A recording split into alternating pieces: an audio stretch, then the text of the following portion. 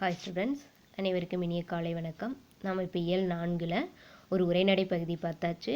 இனி பார்க்கக்கூடியது செய்யுள் பகுதி. இதில் வெற்றி பெற அப்படிங்கிற ஒரு செய்யுள் பகுதி நம்ம பார்க்க போகிறோம்.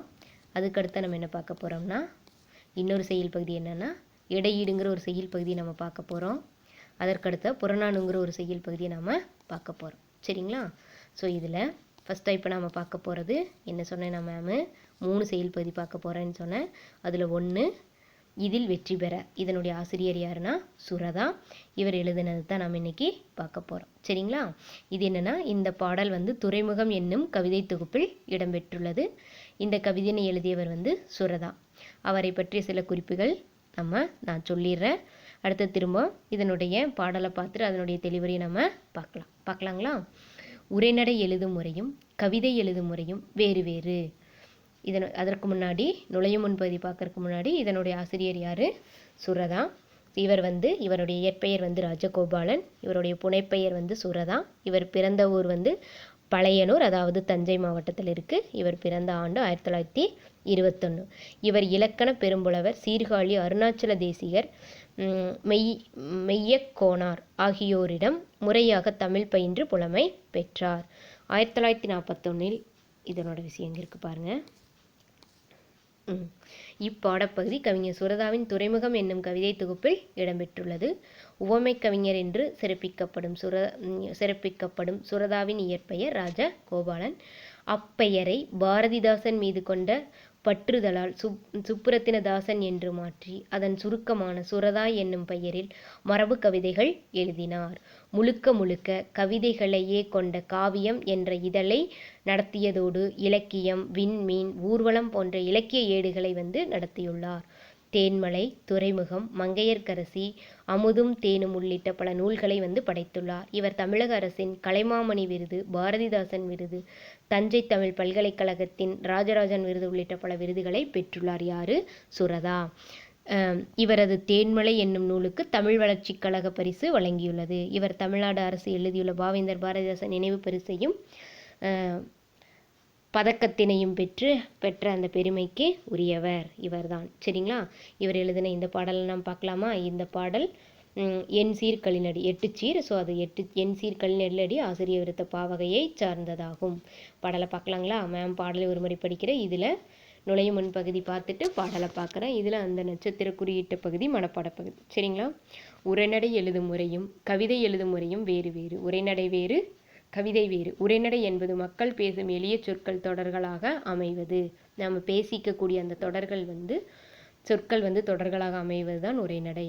கவிதை என்பது அந்த சொற்களானது எதுகை, மோனை, ஏய்பு, முரண், சந்தம் முதலிய யாப்பிலக்கண நெறிகளுக்கு உட்பட்டு அமைவது. 2ஆம் எழுத்து ஒன்றி இருக்கணும், முதல் எழுத்து ஒன்றி இருக்கணும், இறுதி எழுத்து ஏய்ந்து வரணும், மாறுபட்டு எதிரெதிரான சொற்கள் இருந்தால் முரண், சந்தம் என்றால் ஓசை.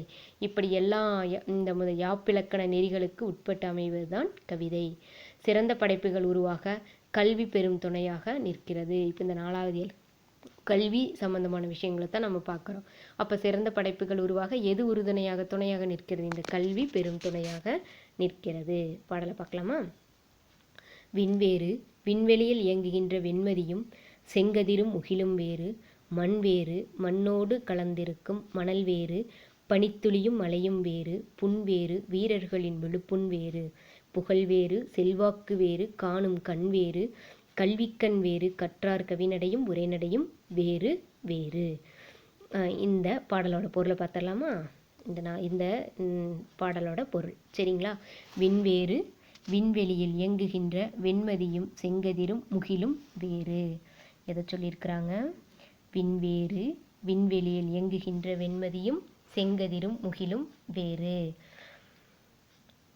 இந்நில உலகினை சூழ அமைந்துள்ள விண்வெளி வேறு. இந்த நில உலகத்தினை சூழ அமைந்திருக்கக்கூடிய விண்வெளி வேறு. அந்த விண்வெளியில் இரவில் இயங்கும் வெண்ணிலவும் பகலில் இயங்கும் சூரியனும் மேகமும் வெவ்வேறானவை. சரிங்களா?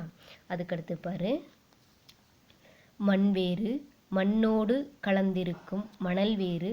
பனித்துளியும் மலையும் வேறு. அடுத்து பாருங்க என்ன சொல்லியிருக்காங்க. மண் வேறு, மண்ணோடு கலந்திருக்கும் மணல் வேறு. பனித்துளியும் மலையும் வேறு. மிக தூளாய் இருக்கின்ற மண் வேறு. அம்மண்ணோடு கலந்துள்ள மணல் வேறு, சின்னதாக இருக்கிறது மண், அதோடு திறந்திருக்கக்கூடியது மணல் வேறு. பனியினால் உருவாகும் நீர்த்துளி வேறு, மழையாக பெய்கின்ற நீர்த்துளி வேறு. இல்லைங்களா? என்ன சொல்லியிருக்காங்க? அந்த பனியினால் உருவாக்கக்கூடிய நீர்த்துளி வேறு, அதுக்கு வித்தியாசம் இருக்கு இல்லையா? மழையாக பெய்கின்ற நீர்த்துளி வேறு. அதுக்கடுத்து என்ன சொல்லியிருக்காங்கன்னு பார்க்கலாமா? புன்வேறு, வீரர்களின் விழுப்புண் வேறு, புகழ்வேறு, செல்வாக்கு வேறு, உடலில் ஏற்பட்ட அந்த காயத்தால் உருவான புண்வேறு, வேர்முனையில் எதிரியின் தாக்குதலால் ஏற்பட்ட விழுப்புண் வேறு. காணும் கண் வேறு, கல்விக்கண் வேறு, கற்றார் கவிநடையும் உரைநடையும் வேறு வேறு. திரும்ப இந்த காரு. புன்வேறு, வீரர்களின் விழுப்புண் வேறு, புகழ் வேறு, செல்வாக்கு வேறு, காணும் கண் வேறு, கல்விக்கண் வேறு, கற்றார் கவிநடையும் உரைநடையும் வேறு வேறு. உடலில் ஏற்பட்ட இந்த காயத்தால் உருவான புண்வேறு, போர் முனையில் எதிரியின் தாக்குதலால் ஏற்பட்ட விழுப்புண் வேறு, ஒருவன் செய்யும் நற்செயலால் பெறுகின்ற புகழ் வேறு, கட்சி, காசு, சாதி முதலியவற்றால் பெறுகின்ற செல்வாக்கு வேறு அப்படின்னு சொல்லியிருக்காங்க. அடுத்து இந்த லைனில் பாருங்கள். கண் வேறு, கல்விக்கண் வேறு, கற்றார் கவினரையும் உரைநடையும் வேறு வேறு. கடைசி இதை பாரு. பொருள்களை கொண்டு அறிய பயன்படுகின்ற முகத்தில் உள்ள விழிகள் வேறு, அது கண் வேறு. பொருள்களை கொண்டு அறியப்படுகின்ற அந்த முகத்தில் உள்ள விழிகள் வேறு. நன்கு கற்று படித்து தேர்ந்து ஒருவன் பெறுகின்ற அறிவுக்கண் வேறு, தேர்ச்சி பெற்று அவன் பெறுகின்ற அறிவுக்கண் வேறு. நூல் வல்லார் எழுதுகின்ற கவிதை நடையும் உரைநடையும் வெவ்வேறானவை. நூலில் தேர்ச்சி பெற்றவர் எழுதக்கூடிய கவிதை நடையும் உரைநடையும், தேர்ச்சி பெற்றவன் எழுதக்கூடியது கவிநடையும் அந்த உரைநடையும் வெவ்வேறானவை. திரும்ப கவனி இந்த பாடலோட இதைய. விண்வேறு, விண்வெளியில் இயங்குகின்ற விண்மதியும் செங்கதிரும் முகிலும் வேறு. மண் வேறு, மண்ணோடு கலந்திருக்கும் மணல் வேறு. பனித்துளியும் மலையும் வேறு. புன்வேறு, வீரர்களின் விழுப்புண் வேறு. புகழ் வேறு, செல்வாக்கு வேறு, காணும் கண் வேறு, கல்விக்கண் வேறு, கற்றார் கவிநடையும் உரைநடையும் வேறு வேறு. இந்த ஃபஸ்ட் இதில் என்ன சொல்லியிருக்காங்கன்னா, இந்த பாடல் பகுதியில் இந்த நிலவுலகினை சூழ அமைந்துள்ள விண்வெளி வேறுன்னு சொல்லிட்டாங்க. அந்த விண்வெளியில் இரவில் இயங்கும் வெண்ணிலவும் பகலில் இயங்கக்கூடிய சூரியனும் வேகமும் வெவ்வேறானவைன்னு சொல்லிட்டாங்க.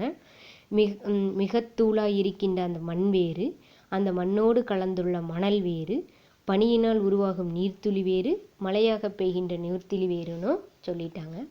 உடலில் ஏற்பட்ட காயத்தால் ஏற்படுகின்ற, அதாவது நம்ம உடலில் ஏற்பட்ட காயத்தால் உருவான புண்வேறு, வேறுமுனையில் எதிரியின் தாக்குதலால் ஏற்பட்ட விழுப்புண் வேறு. ஒருவன் செய்யும் நற்செயலால் பெறுகின்ற புகழ் வேறு, கட்சி, காசு, ஜாதி முதலியவற்றால் பெறுகின்ற செல்வாக்கு வேறுன்னு சொல்லிட்டாங்க. பொருள்களை கண்டு அறிய பயன்படுகின்ற முகத்தில் உள்ள விழிகள் வேறு. நன்கு கற்று தேர்ந்து ஒருவன் பெறுகின்ற அறிவுக்கண் வேறு. நூல் வல்லார் எழுதுகின்ற கவிதை நடையும் உரைநடையும் வெவ்வேறானவை அப்படின்னு சொல்லியிருக்காங்க. அடுத்து பார்க்கலாமா? அடுத்து இதில் என்ன சொல்லியிருக்காங்கன்னு பாருங்கள். ஆக்கும் வரை நாம் அதனை அரிசி என்றும் ஆக்கிய பின் சோறென்றும் சொல்லுகின்றோம்.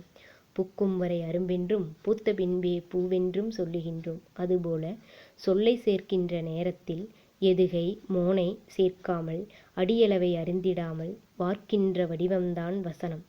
யாப்பில் வந்தடங்கும் வார்த்தைகளே கவிதையாகும். ஸோ இதை மட்டும் இப்போ நாம் பார்க்க போகிறோம். அடுத்து இதை பார்க்க போகிறோம். ஆக்கும் வரை நாம் அதனை அரிசி என்றும் ஆக்கியபின் சோறென்றும் சொல்லுகின்றோம். பூக்கும் வரை அரும்பென்றும் பூத்த பின்பே பூவென்றும் சொல்லுகின்றோம். அதுபோல் சொல்லை சேர்க்கின்ற நேரத்தில் எதுகை மோனை சேர்க்காமல் அடியளவை அறிந்திடாமல் வார்க்கின்ற வடிவந்தான் வசனம். யாப்பில் வந்தடங்கும் வார்த்தைகளே கவிதையாகும். இதோட பொருளை பார்க்க போகிறோம். அடுப்பிலிட்டு ஆக்கும் முன் நாம் அதனை அரிசி என்கிறோம். அதனை எரியும் அடுப்பிலிட்டு வெந்த பின்பு சோறுன்னு சொல்கிறோம். தாவரங்களில் இதழ்களை குவித்து தோன்றுகின்ற பூவின் முதல் நிலையை நம்ம என்னன்னு சொல்கிறோம்? அரும்பு என்கிறோம்.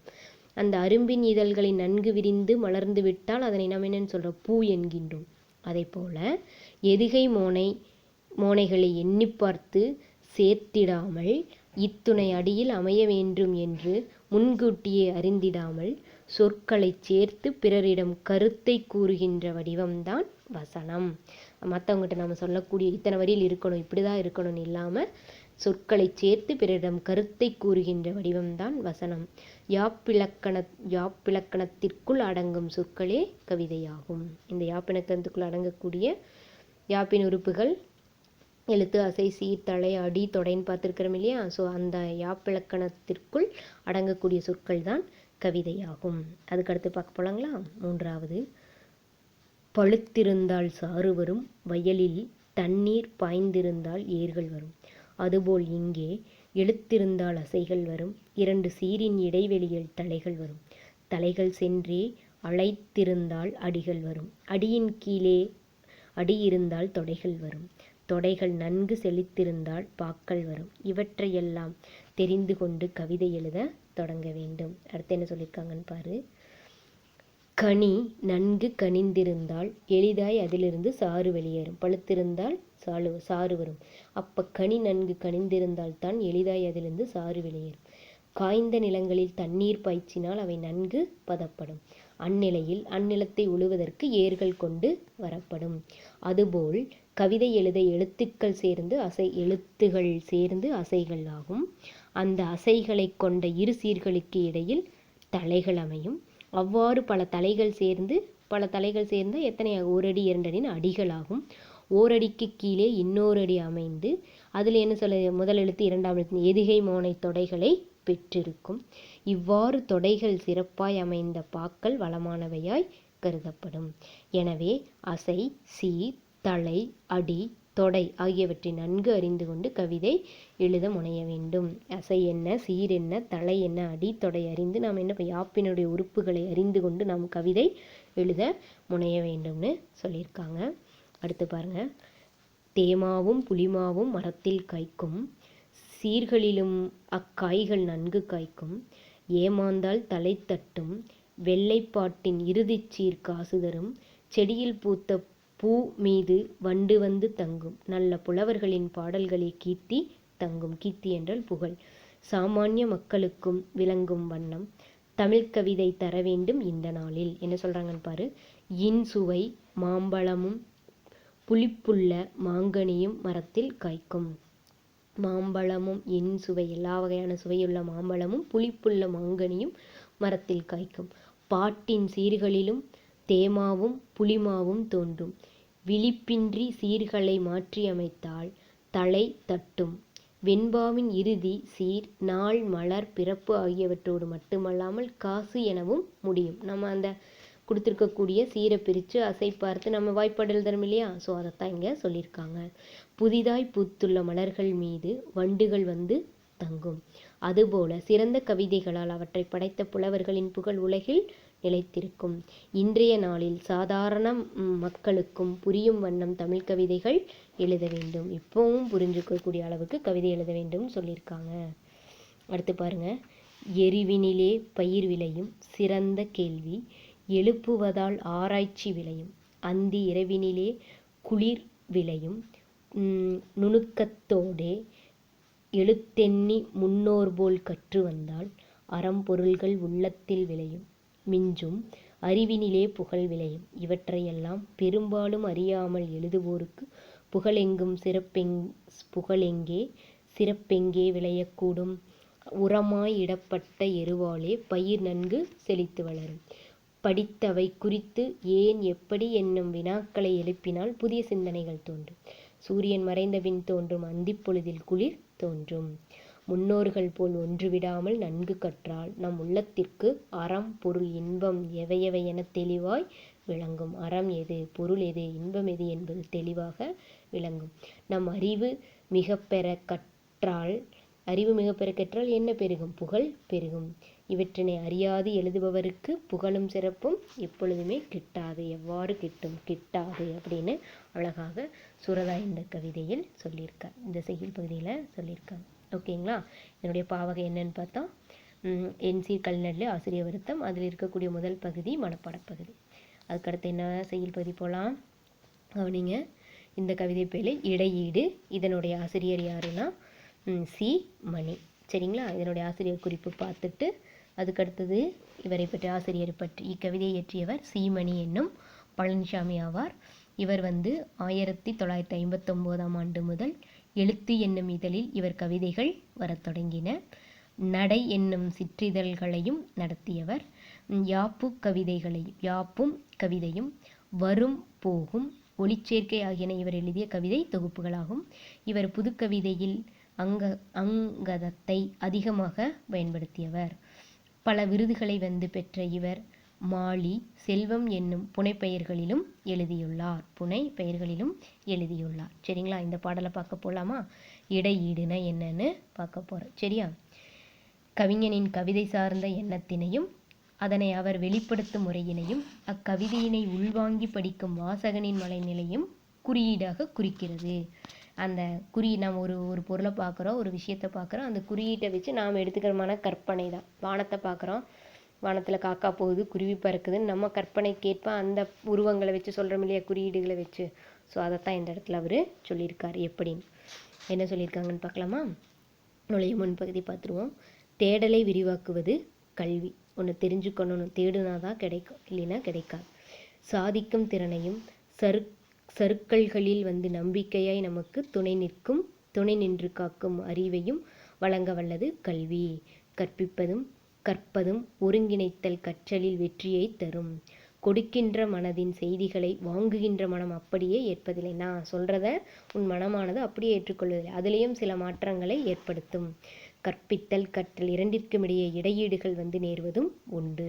எதிர்பாராத நல்ல விளைவுகளும் கிடைப்பதுண்டு. சரிங்களா?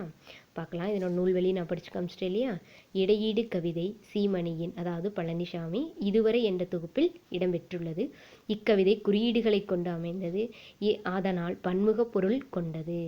இக்கவிதை கவிஞரின் கவிதை சார்ந்த எண்ணம், அதனை வெளிப்படுத்தும் வண்ணம், எழுதப்பட்ட கவிதையை உள்வாங்கும் வாசகனின் மனநிலை போன்றவற்றை குறியீடாக குறிப்பிடுகிறது. 1959ஆம் ஆண்டு முதல் எழுத்து இதழில் இவரின் கவிதைகள் தொடர்ந்து வெளிவந்தன. இவர் நடை என்னும் சிற்றிதழையும் நடத்தியவர். இவர் படைத்த இலக்கணம் பற்றிய யாப்பும் கவிதையும் என்னும் நூலும் வரும் போகும் ஒளிச்சேர்க்கை ஆகிய கவிதை தொகுப்புகளும் குறிப்பிடத்தக்கவை. ஆங்கில பேராசிரியரான இவர் தாவோ தே சிங் என்னும் சீன மெய்யியல் நூலை தமிழில் மொழிபெயர்த்துள்ளார். இவர் புதுக்கவிதையில் அங்கதத்தை மிகுதியாக பயன்படுத்தியவர். இருத்தலின் வெறுமையையும் சிரிப்பும் கசப்புமாக சொன்னவர்.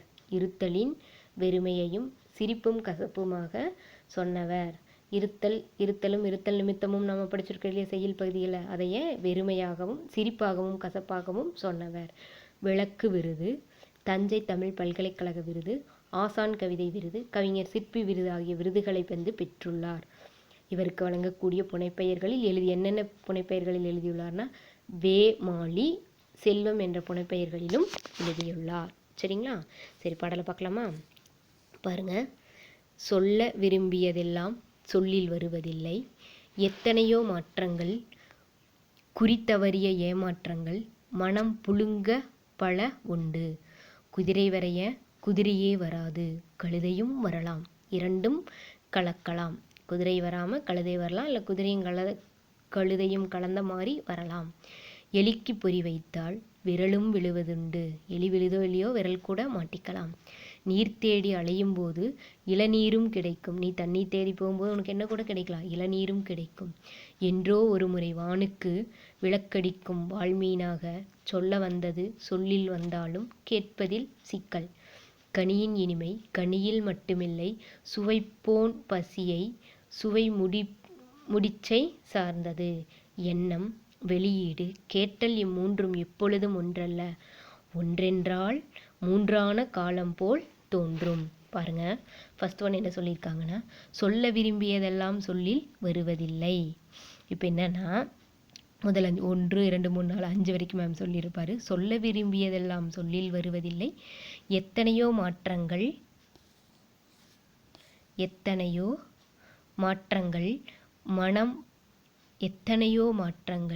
குறித்தவறிய ஏமாற்றங்கள், மனம் புழுங்க பல உண்டு. இதை பார்ப்போம். இதுக்கான மீனிங் பார்க்கலாம். உள்ளத்தில் உதிப்பனவற்றையெல்லாம் முழுமையாய் சொற்களில் வெளிப்படுத்த இயலாத நிலை ஏற்பட்டு விடுகிறது. எண்ணுவதற்கும் அதை வெளிப்படுத்துவதற்கும் இடையே எத்தனையோ மாற்றங்கள் ஏற்பட்டு விடுகின்றன. அதனால் முழுமையாய் வெளிப்படுத்த இயலவில்லையே என்னும் ஏமாற்றம் ஏற்படுவதுண்டு. அதனால் பலமுறை மனம் வருத்தமுற நேர்வதுண்டு. நாம் பலமுறை வருத்தப்பட்டிருக்கிறோம் இல்லையா, பல உண்டு. குதிரை வரைய குதிரையே வராது, கழுதையும் வரலாம், இரண்டும் கலக்கலாம். குதிரை வரைய, இந்த பாருங்க, குதிரை வரைய குதிரையே வராது, கழுதையும் வரலாம், இரண்டும் கலக்கலாம். கவனி, குதிரை வரைய முயன்றால் குதிரை வடிவமே அமையாது, கழுதை வடிவம் அமையலாம், அல்லது கழுதையும் குதிரையும் சேர்ந்தே ஒரு வடிவம் உருவெடுக்கலாம். அடுத்து பாருங்க, எலிக்கு பொறி வைத்தால் விரலும் விழுவதுண்டு, நீர் தேடி அலையும் போது நீரும் கிடைக்கும். இது என்ன சொல்லியிருக்காங்கன்னா, எலிக்கு நாம் பொறி வைக்கிறோம். எலியை பிடிக்க வைக்கப்படும் எலிப்பொறியில் சில சமயம் நம் விரல் துண்டு பட்டு விடுவதும் உண்டு. எலியை பிடிக்கிறதுக்கு நம்ம பொறி வைக்கிறோம், அது நம்ம கையை மாட்டி நம்ம கை துண்டுபட்டு விரல் துண்டுபட்டு விடுவதும் உண்டு. தாகத்தை தணிக்க சிறிதளவு நீர் கிட்டாதா என்று தவிக்கும் போது என்னாகு, நீர் தேடி அலையும் போது எதிர்பாராத விதமாக குடிக்க இளநீரே கிட்டலாம். சரிங்களா? அடுத்து என்ன சொல்லியிருக்காங்கன்னு பாரு. என்றோ ஒரு முறை வானுக்கு விளக்கடிக்கும் வால்மீனாக சொல்ல வந்தது, என்றோ ஒரு முறை வானுக்கு விளக்கடிக்கும் வால்மீனாக சொல்ல வந்தது, சொல்லில் வந்தாலும் கேட்பதில் சிக்கல். சரிங்களா? கேட்பதில் சிக்கல்.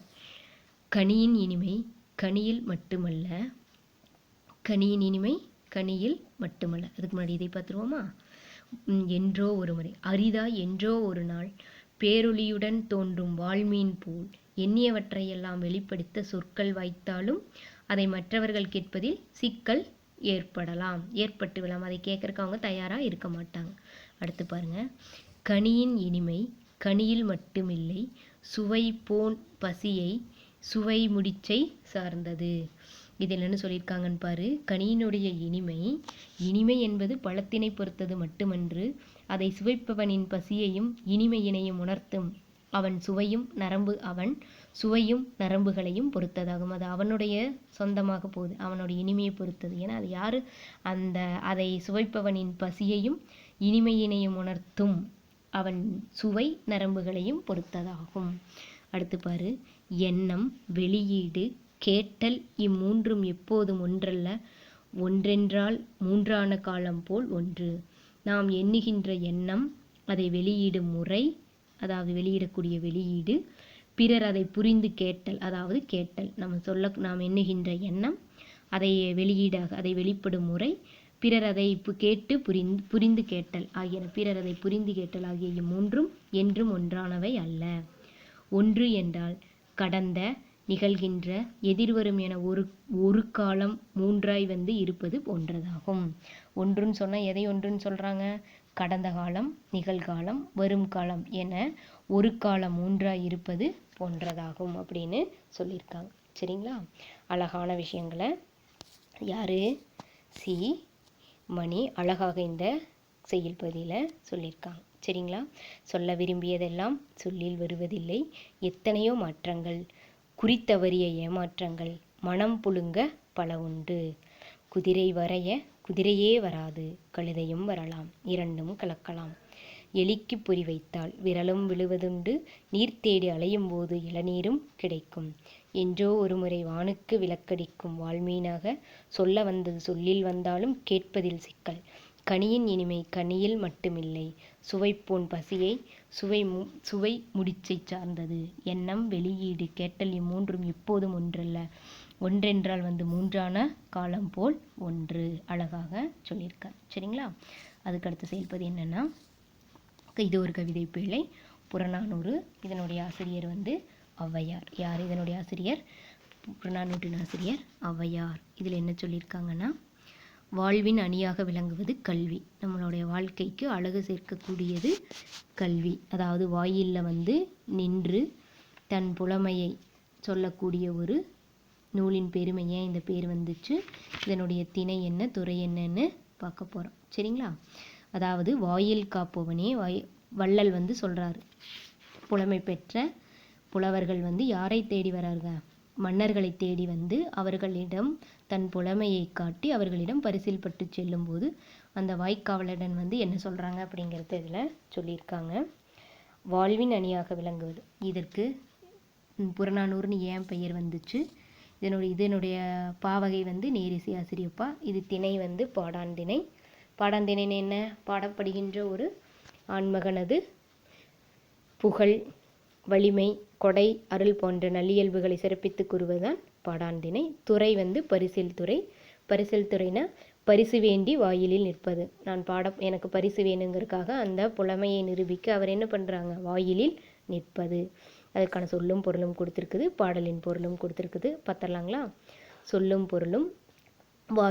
வாயிலோயே அப்படின்னா வாயில் காப்போனே. வள்ளியோர் என்றால் வள்ளல்கள். வயங்கு மொழி என்றால் விளங்கும் சொற்கள். வித்தி என்றால் விதைத்து.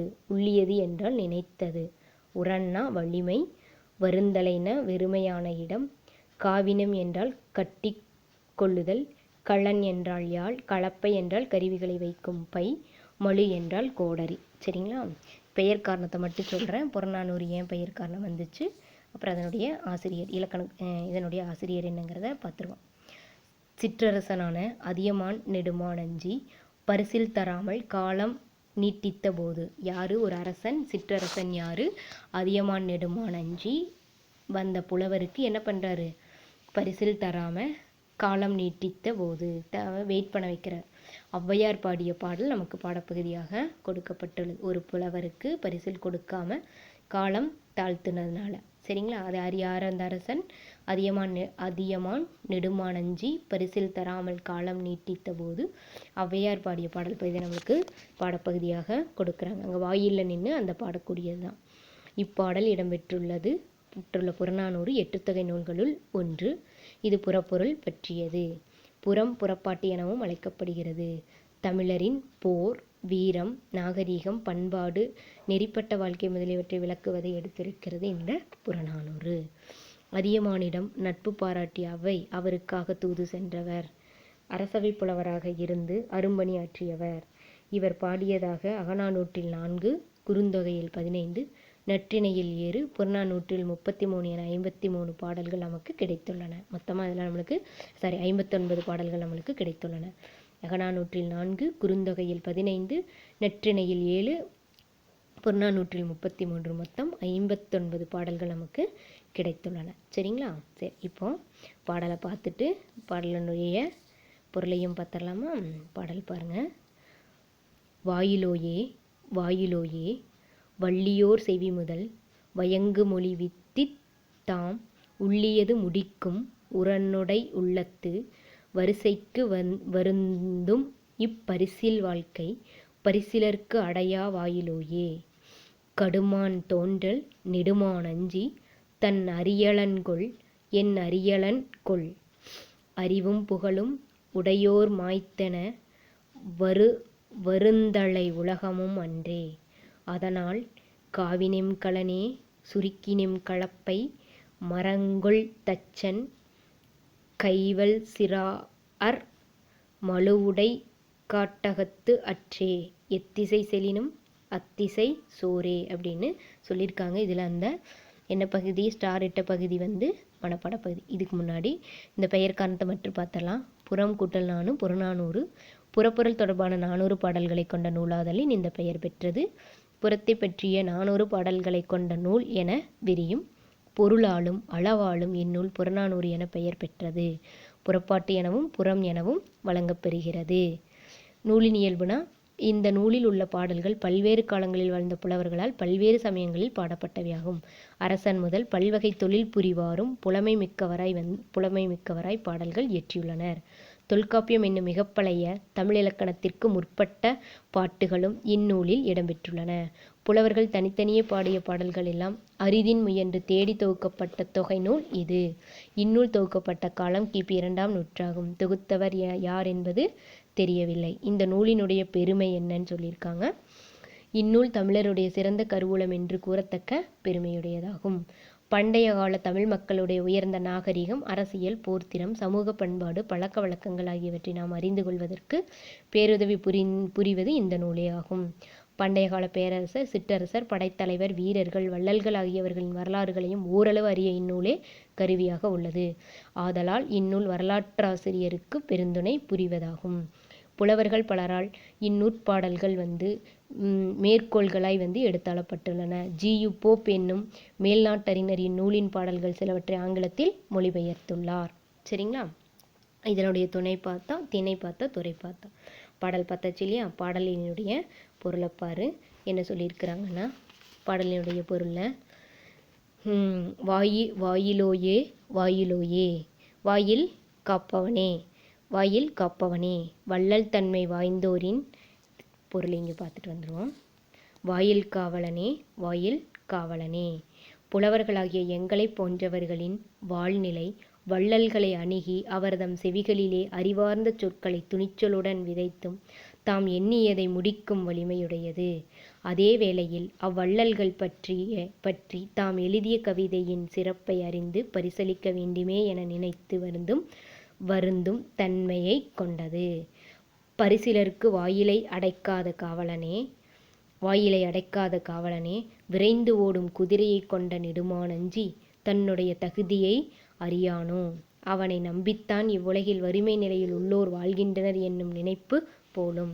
இவ்வுலகில் அறிவும் புகழும் உடையோர் இன்னும் மாய்ந்து விடவில்லை. இந்த உலகம் வெற்றிடமாகி விடவில்லை.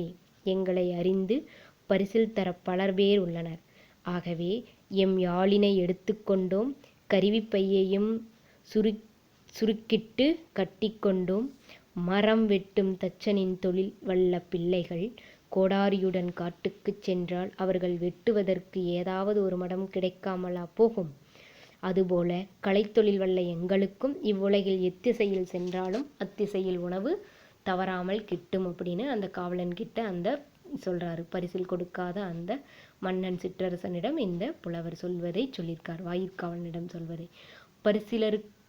பரிசிலருக்கு சிறுவரும், கல்விக்கு கோடரியும், போகும் திசைக்கு காடும், உணவுக்கு காட்டில் உள்ள மரங்களும் ஓமைகளாக சொல்லப்பட்டிருக்கின்றன. சரிங்களா? அப்போ என்ன சொல்லியிருக்கார் வாயிற்காவலனிடம்? வாயில் காப்பவனே, வள்ளல் தன்மை வாய்ந்தோரின் காதாகிய நிலத்தினில் விளங்குகின்ற சொற்களாகிய விதையை விதைத்து தாம் நினைத்த பரிசிலை அறுவடை செய்பவர் நாங்கள் பரிசிலர். அவர்கள் வலிமை வாய்ந்த தம் நெஞ்சினில் பெரும் பொருள் வேண்டி வருந்தும் வாழ்க்கையை கொண்டவர்கள். அத்தகையோருக்கு அடைக்கப்படா வாயில்களை கொண்ட அதியமானஞ்சியின் அரண்மனை வாயிலில் நின்று காப்போனே. விரைந்து செல்லும் குதிரையினை கொண்ட அதியமானஞ்சி தன் தரத்தினை அறியமாட்டானோ? அஃதிருக்கட்டும், என் தரத்தை அறியமாட்டானோ? அறிவும் புகழும் கொண்டோர் இறந்து விட்டதனால் உலகம் வெறுமையாகி விடவில்லை. பரிசில் தருபவர் பலர் உள்ளனர். ஆதலால் எம் யாழை எடுத்து கட்டிக்கொண்டோம், கருவிகளை கொண்ட பையையும் சுருக்கி கொண்டோம். மரத்தை துணிப்பதில் வல்லமை பெற்ற தச்சன் மக்கள் கோடரியினை கையில் எடுத்துக்கொண்டு காட்டினுள் சென்றால் வேண்டும் மரம் கிட்டும். அதுபோல ஏதேனும் ஒரு திசை நோக்கி சென்றால் அத்திசையில் சோறு எமக்கு கிட்டுவது உறுதி அப்படின்னு இந்த இடத்துல சொல்லியிருக்காங்க. அப்போ எந்த திசையில் போனாலும் அவங்களுக்கு என்ன கிடைக்குன்னு சொல்லியிருக்காங்க? செலினும் சோறே, அவங்களுக்கு சோறு கிட்டும் அப்படிங்கிறத சொல்லியிருக்காங்க. சரிங்களா? ஸோ இதில் இலக்கண குறிப்பும் கொடுத்துருக்காங்க, புணர்ச்சி விதியும் கொடுத்துருக்காங்க. ஸோ படித்து பார்த்துக்கோ.